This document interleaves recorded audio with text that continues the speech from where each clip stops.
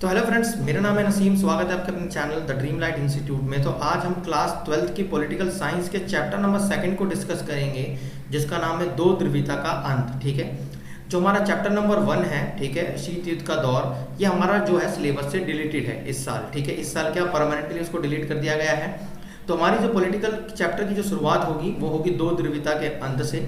ठीक है, लेकिन मैं ये कहता हूँ कि अगर जब तक आप फर्स्ट चैप्टर नहीं पढ़ेंगे सही से, आपको जो है सेकंड चैप्टर या बाकी के चैप्टर्स आपको सही से समझ में बच्चों नहीं आएंगे। ठीक है, तो मैं ऑलरेडी आपको, ठीक है, वर्बली थोड़ा सा बता देता हूँ। ठीक है, शीत युद्ध का, ठीक है, दौर क्या था। तो ये लड़ाई थी विचारधाराओं की जो अमेरिका और सोवियत संघ के बीच में हुई थी। ठीक है, और ये करीबन 45 साल ये हमारा शीत युद्ध चला। शीत युद्ध का अर्थ होता है कि हथियारों की होड़ होना।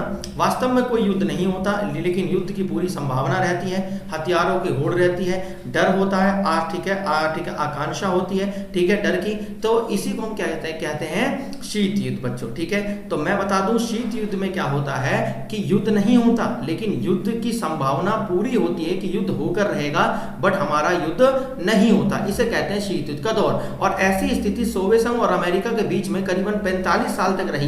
दोनों के बीच में वर्चस्व की लड़ाई थी, आगे समझ में कि कौन दुनिया का ताकतवर, ठीक है, देश बन के उभरेगा। ठीक है, और इन दोनों में विचारधाराओं की भी लड़ाई थी। ठीक है, अमेरिका जो था वो, ठीक है, पूंजीवाद व्यवस्था को बेहतर मानता था, और जो सोवियत संघ था वो समाजवाद व्यवस्था को बेहतर बच्चों मानता था। ठीक है, समाजवाद में समाज का कल्याण होना और ज्यादातर जो चीजें हैं वो सरकार के अधीन आना, ये हमारा समाजवाद था। लेकिन पूंजीवाद में सिर्फ जो इनका मेन मकसद था वो था आगे मूल को या पैसे को कमाना, ठीक है, लाभ को कमाना, और जितनी भी अधिकतम जो चीजें थी वो सरकार के हस्तक्षेप से बाहर हुआ करता था। तो अमेरिका इस पूंजीवाद को मानता था, पूंजीवाद को फॉलो करता था, और वो चाहता था पूरी दुनिया पूंजीवाद को मान के चले।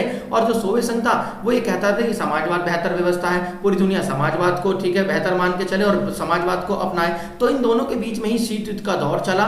और उसके बाद क्या होता है, 45 साल तक ये युद्ध चलता है शीत युद्ध का। उसके बाद क्या होता है, इन दोनों के बीच में वर्चस्व की लड़ाई खत्म हो जाती है, और हमारा सेकंड चैप्टर आ जाता है दो ध्रुवीयता का अंत। अब यहाँ पे जो दो ध्रुवीयता जो शब्द इस्तेमाल हुआ है बच्चों, ये हमारा दो ध्रुवीयता का मतलब है एक अमेरिका और एक हमारा सोवियत संघ। ठीक है, तो अब उन दोनों ध्रुवीयता के बीच में से एक का क्या हो जाएगा बच्चों, अंत हो जाएगा आगे समझ में। ठीक है, और अंत किसका होगा ये हम आगे जानेंगे।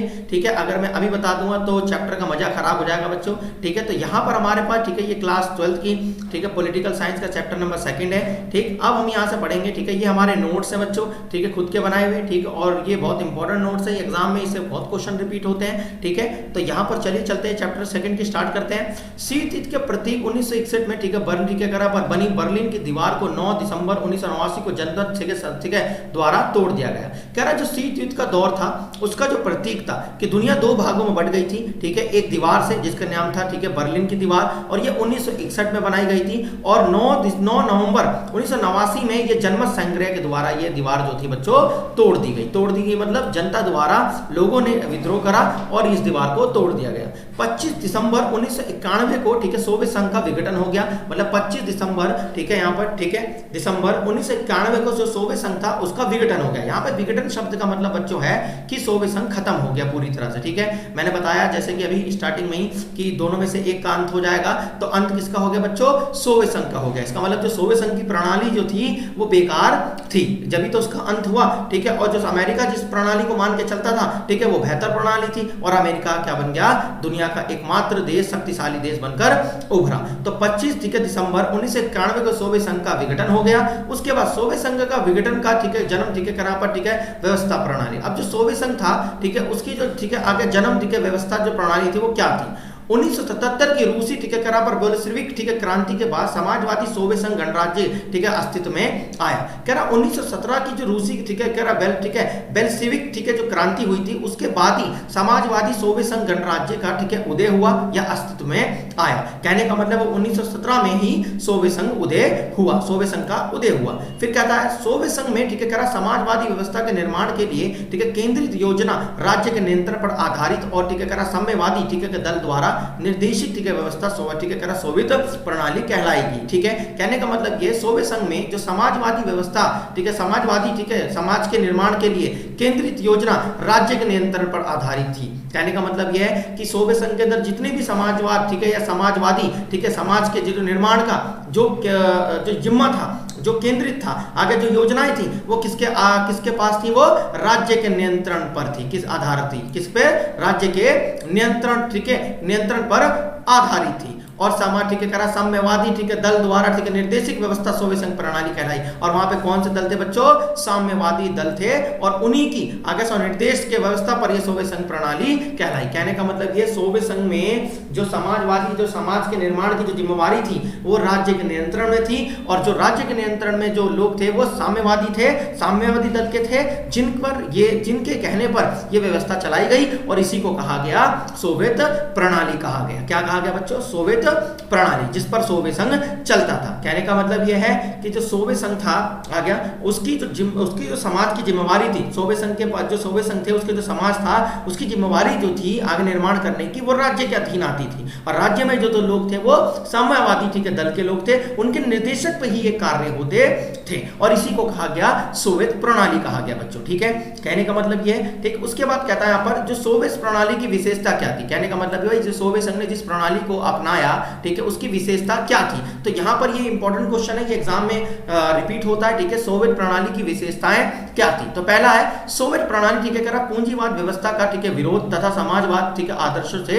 प्रेरित था। जैसे कि मैंने स्टार्टिंग में बताया आपको कि ये जो लड़ाई थी ये दो विचारधाराओं की लड़ाई थी अमेरिका और सोवियत संघ के बीच में। सोवियत संघ समाजवाद को बेहतर मानता था और अमेरिका पूंजीवाद को बेहतर मानता था। तो सोवियत संघ जो था उसने पूंजीवाद व्यवस्था का विरोध किया और समाजवाद व्यवस्था के आदर्श पर वो चला और उसको उसने आदर्श से प्रेरित माना। ठीक है, दूसरा पॉइंट है सोवियत प्रणाली में कह रहा नियोजित ठीक है अर्थव्यवस्था थी। अब जो सोवियत संघ जो प्रणाली थी उसमें जो अर्थव्यवस्था थी वो नियोजित थी। नियोजित मतलब जो प्लानिंग के आधार पे थी। उसके बाद तीसरा ठीक है कह रहा कम्युनिस्ट पार्टी का दबदबा था। किसमें, सोवियत संघ में। ठीक है, मतलब सोवियत संघ में किस पार्टी का दबदबा था बच्चों, कम्युनिस्ट पार्टी का दबदबा था। ठीक है, चौथे की बात करते हैं न्यूनतम जीवन स्तर की सुविधा थी कि कम से कम जीवन स्तर आगे सामने ठीक है जो भी आवश्यक चीजों की मूलभूत सुविधाओं जो जरूरत होती है आगे वो सोवियत संघ वालों ने ठीक है क्या कर रखा था, निश्चित कर रखी थी। तो न्यूनतम जीवन स्तर की ठीक है सुविधा थी।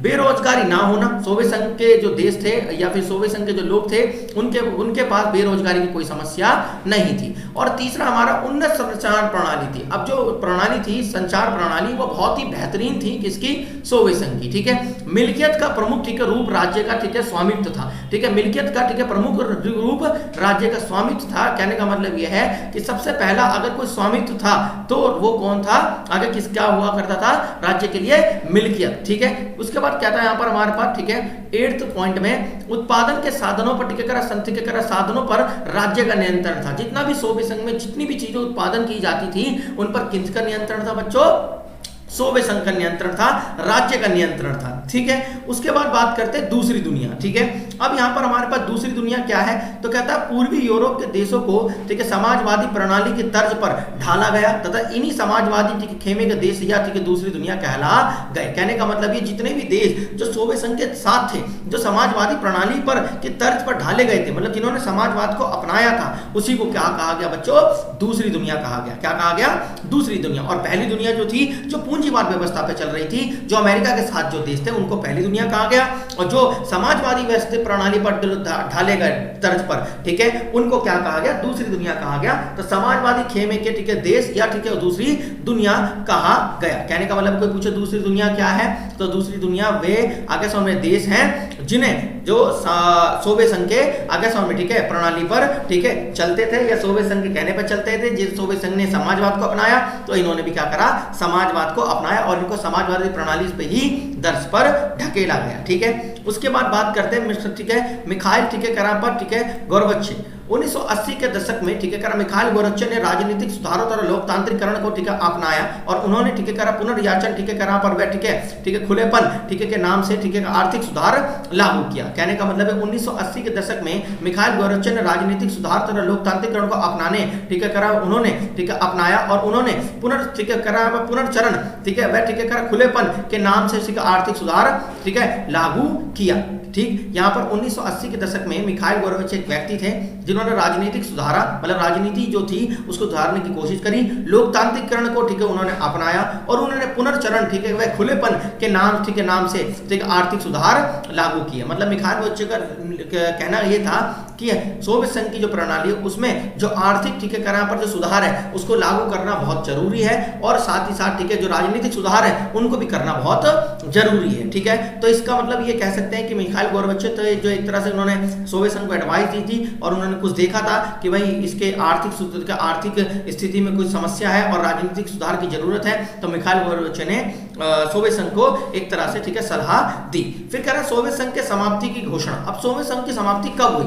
1991 में ठीक है करा पर ठीक है बोरिस ठीक है करा पर ठीक है येल्त्सिन ठीक है नेतृत्व में पूर्वी ठीक है यूरोप के देशों ने तथा रूस, यूक्रेन में ठीक है करा ठीक है बेलारूस ठीक है ने सोवियत संघ की ठीक है समाप्ति की घोषणा कर दी। तो ये अगर पूछा जाएगा तो 1991 में ठीक है इन देशों ने मिलकर सोवियत संघ की समाप्ति की घोषणा की थी कि भाई अब सोवियत संघ नहीं है और ना हम सोवियत संघ के साथ खड़े हैं, ठीक है बच्चों। ठीक, उसके बाद बात करते हैं CIS की फुल फॉर्म होती है, ठीक है ये पेपर में आता है एग्जाम में एक नंबर में 1 मार्क्स MCQ में, स्वतंत्र राज्यों का ठीक है यहाँ पर राष्ट्रीय कुल, ये कुल ठीक है 15 नए देशों का ठीक है उद्भव हुआ। कहने का मतलब ये जो CIS थे इस ठीक है CIS में ठीक है कुल 15 नए देश का ठीक है उद्भव हुआ, ठीक है उदय हुआ, मतलब कि 15 नए देश बनकर निकले और इसी संगठन को इन 15 संगठन के देशों को क्या कहा गया?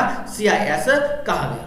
अब बात करते हैं सोवियत संघ के ठीक है विघटन के कारण। भाई सोवियत संघ खत्म हुआ ठीक है आगे सामने अमेरिका के सामने ठीक है या बर्बाद हुआ या उसका विघटन हुआ तो उसके क्या प्रमुख कारण रहे होंगे बच्चों? तो पहला है हमारे पास यहाँ पर ठीक है नागरिकों की राजनीतिक और आर्थिक आकांक्षाओं को पूरा ना करना। मतलब सोवियत संघ ने अपने नागरिकों की जो आकांक्षाएं थी अगर उसको उसने पूरा नहीं करा बच्चों, ठीक है। कहने का मतलब यह है जो भी वहां के नागरिक उससे उम्मीद करते थे सोवियत संघ की व्यवस्था से, सोवियत संघ की सरकार से ठीक है और वहां के नेताओं से, उन्होंने उसकी आगे समय ठीक है जो आकांक्षाएं थी वो पूरी नहीं करी। दूसरा कारण था सोवियत संघ के विघटन का, सोवियत संघ ठीक है करा पर सोवियत प्रणाली पर ठीक है नौकरशाही का शिकंजा। कहने का मतलब ये जो सोवियत संघ में जो अफसर थे उन्होंने अपना एक तरह से शिकंजा कस लिया था और वो गरीबों की और जो आगे समझ में ठीक है जो नागरिक थे उनकी वो नहीं सुनते थे, वो अपना अपने दबदबे को कायम करना चाहते थे। तो इसको कहते हैं नौकरशाही का शिकंजा, ठीक है। फिर इसका तीसरा कारण था कम्युनिस्ट पार्टी का ठीक है अंकुश। अब जो इस पर जो अंकुश था आगे समझ में ठीक है मतलब जो कंट्रोल था वो पूरा कम्युनिस्ट पार्टी का ही था और सोवियत संघ के अंदर और कोई पार्टी दूसरी या फिर कोई दूसरा नेता इस पर अगर चाहे भी तो व्यवस्था को बदल नहीं सकता था। तो कम्युनिस्ट पार्टी का बहुत ज्यादा अंकुश था जिस कारण क्या हुआ सोवियत संघ का विघटन हुआ। चौथा कारण रहा संसाधनों का अधिकतम उपयोग परमाणु हथियारों पर किया गया। मतलब संसाधनों का जो प्रयोग है वो विकास के लिए ना कर उन्होंने हथियारों की ठीक है करा पर परमाणु हथियारों को बनाने में ज्यादा ठीक है यूज किया। पांचवा है प्रौद्योगिक और ठीक है करा बुनियादी ढांचे में पश्चिमी के ठीक है करा मुकाबले पीछे रहना शुरू हो गया। मतलब कहने का मतलब जो प्रौद्योगिक और जो बुनियादी ढांचा है सोवियत संघ उसमें पश्चिमी ठीक है जो देश थे उनसे पीछे होता गया धीरे धीरे करके। छठा है रूस की प्रमुखता। मतलब सोवियत संघ सबसे ज्यादा जो चलती थी वो किसकी चलती थी? रूस की। मतलब रूस ज्यादा प्रमुख था तो बाकी जो देश जो थे एक तरह से वो अपने आप को बेगानापन महसूस करते थे जिस कारण क्या हुआ इन्होंने क्या करा आगे समय ठीक है सोवियत संघ का साथ बाकी देशों ने छोड़ दिया। गोरबेचोव द्वारा किए गए सुधारों का विरोध होना। मतलब गोरबेचोव का भी हमने को पढ़ा कि गोरबेचोव ने राजनीतिक सुधार और आर्थिक सुधार की कोशिश करी थी सोवियत संघ में लेकिन उसका भी उन्होंने लोगों ने विरोध करा जिस कारण आगे सोवियत संघ ठीक है का विघटन हुआ। और आठवां है अर्थव्यवस्था पर गति ठीक है रोध ठीक है बट उपभोक्ता वस्तु की कमी। अब जो कह रहा अर्थव्यवस्था में ठीक है गतिरोध ज्यादा होने लगा, ठीक है मतलब रुकावटें ज्यादा आने लगी, उपभोक्ता वस्तुओं की जो कमी है वो धीरे धीरे होने लगी। जाहिर सी बात है जब अर्थव्यवस्था में गतिरोध होगा तो वस्तुओं के जो उपभोक्ता वस्तुएं हैं उनकी कमी हो जाएगी। नौवां है हमारे पास राष्ट्रवादी भावनाओं और ठीक है संप्रभुता की इच्छा का उभार हुआ। मतलब लोगों के अंदर एक देश के प्रति आगे समय में ठीक है कि राष्ट्रवाद पैदा होना कि भाई अगर ऐसा चला तो हमारा देश बर्बाद हो जाएगा और उन्होंने सरकार के और नेताओं के खिलाफ विद्रोह करना, कम्युनिस्ट पार्टी के खिलाफ विद्रोह करना शुरू कर दिया। 10वां जो है हमारा सोवियत प्रणाली का ठीक है सत्तावादी होना। मतलब जो भी सोवियत प्रणाली थी समाजवादी प्रणाली थी वो सारी की सारी सत्ताधारी हो गई, सत्तावादी हो गई, सत्ताधारी हो गई। कहने का मतलब है लोग सिर्फ सत्ता के चक्कर में पड़ गए आगे समझ में कि किसी भी तरीके से सरकार बनानी है और स्थापित करनी है और अपना दबदबा कायम करना है और उन्होंने जनता की आकांक्षाओं को पूरा ना कर सके जिस कारण सोवियत संघ का विघटन हुआ है बच्चों। तो ये क्वेश्चन 4 से 5 नंबर का आता है। सोवियत संघ विघटन के कारण लिखिए, ये सोवियत संघ के विघटन के प्रमुख कारण कौन से हैं, सोवियत संघ विघटन क्यों हुआ, ठीक है, कैसे हुआ। तो उन सभी क्वेश्चनों का आंसर आप इन 10 पॉइंट से दोगे। मिनिमम आपको 7 तो लिखने ही होंगे बच्चों, ये टोटल 10 पॉइंट है। तो ये है आपके लिए